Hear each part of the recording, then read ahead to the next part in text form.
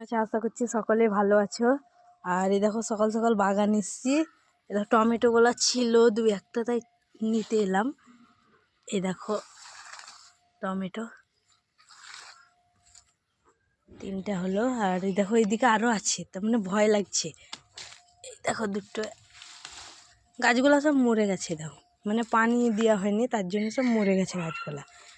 না তো ও কিছুদিন আগে অনেক গাছগুলো ছিল, দেখতে ভালো লাগছিল। এই দেখো 5টা টমেটো হলো। এই ধর লঙ্কা গাছ, কাল তো লঙ্কা তুলে নিয়ে গেছিলাম।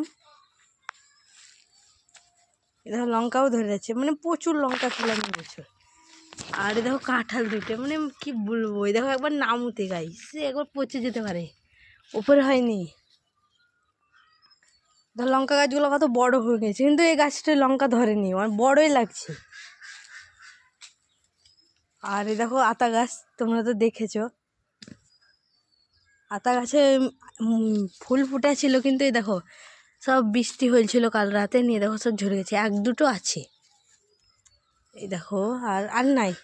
আর এই দেখো একটা, এটা ফুটে গেছে। এই দেখো, আরে দেখো এত বড় লেবু গাছ, কিন্তু লেবু ধরেনি। হ্যাঁ, হর বছরই লেবু ধরে, কিন্তু এবছর লেবু আসেনি। ওই দিককার গাছটাতে অনেক এসছে। এই দেখো 4-5টা ধরে আছে, এক্ষুনি চোখে পড়লো। এই দেখো 4-5টা। আর অন্য জায়গাতে লয়, এই দেখো অনেক মোটা হয় লেবুগুলা। এই দেখো কাগজি লেবু।